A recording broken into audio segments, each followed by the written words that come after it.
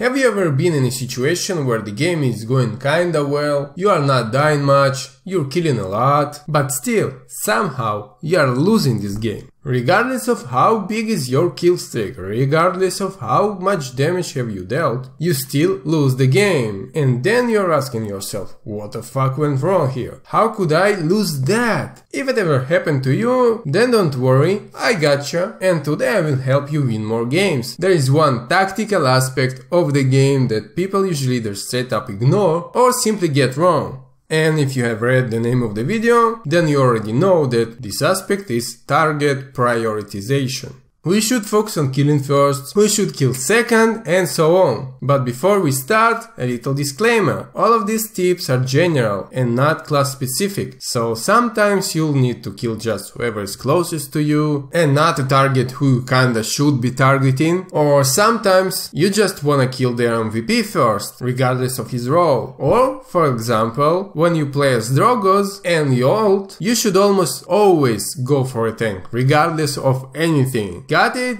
Okay, let's move on. And let's start with the target number 1. Who do you think it is? Oh, hold on, let me read your thoughts.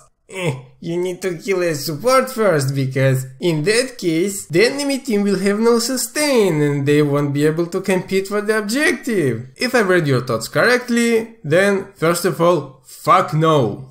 Your target number 1, regardless of your role, has to be a flanker. Hold on, don't lose your shit just yet, let me explain. By saying that you should kill a flanker first, I don't mean that just whoever is in a flank class. No, what I mean is that whoever flanks, regardless of his class, has to be killed first. Now, I play very flanky regardless of what champions I'm on. I'm absolutely certain that a flanker can carry a game very hard. If you let the enemy just be behind you, behind your team, kill you all one by one, then you just can't hope to win that game. That's not gonna happen. You can't ignore the flanker, you can't just say, oh, there's a Lex behind me, fuck it, I'll just hold W and see what happens. Nothing good happens. Nothing. When I play casual mode, I sometimes get matched against pro players, such as Skill Ganon, for example. And the absolute distinction between a pro and a casual potato is that potato is not gonna punish you for being overextended, while a pro player definitely 100% will do it. And that's how you flank, you basically overextend. And if you time it well with your team's push, then it's gonna be much harder to kill or even notice you. However, timing your flank attack is kinda hard thing to do, and if someone on the opposing team fucks it up, you have to kill him, you have to punish him, and you will already win a lot more games off of that. Okay, priority number 2. Is it a support yet? No, not yet. It's a damage class. All the backline damage heroes. Now, here's the thing about them. While they are alive, your team can't take the objective. If there's a Kinessa that deals a ton of damage to whoever even picks on the objective. If there's a Bumpkin that spams Grumpy bombs on the point and doesn't let you get close. If there's a Tyra that makes a floor lava. In all of those situations, you just can't contest the objective. So what do you do to solve this problem? You focus on killing them first. Well, first after punishing flankers that overextended, of course. So basically, when you are sure that nobody is flanking you, then you should flank and kill the enemy damage heroes. And see if they've seen this video and they know that they have to punish you for overextending, eh? Alright, moving on. Priority number 3. Is it a support yet? Yes.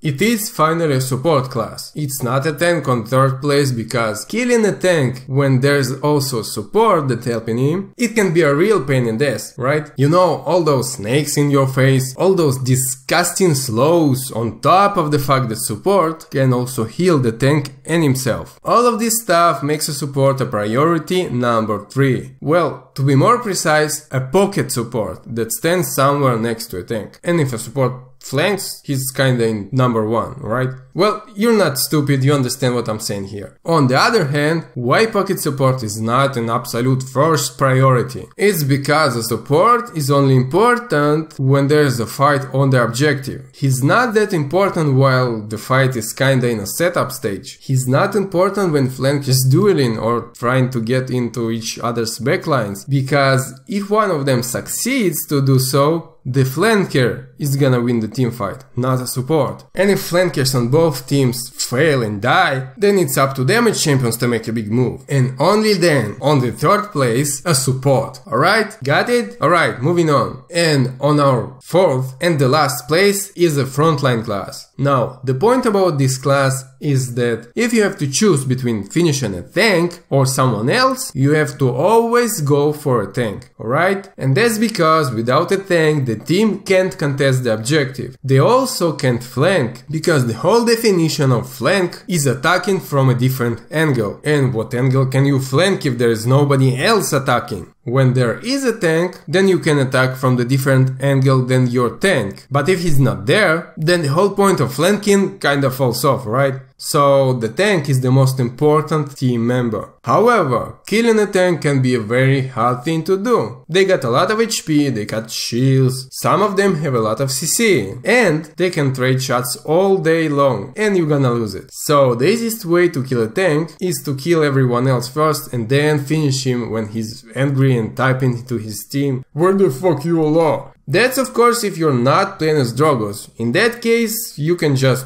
ult and kill him, skipping the whole target prioritization thing completely and having your win rate jump to this.